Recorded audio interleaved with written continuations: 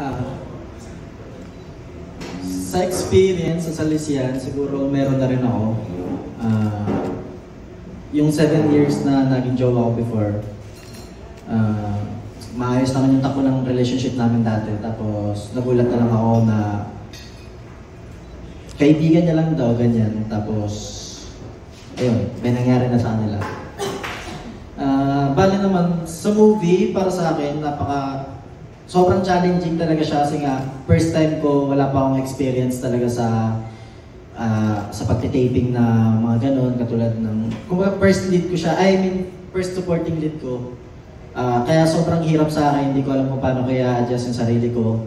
Nangapa talaga ako ng maigi. Sinubukan ko naman lahat na kahit pa paano naman nag-guide nila ako ng maayos. Nagpapasalamat ako kay Tere Kayar kasi pagka masasabi nila sa amin kung ano yung mga kailangan namin gawin. Yun. Maganda naman yung takbo ng kwento.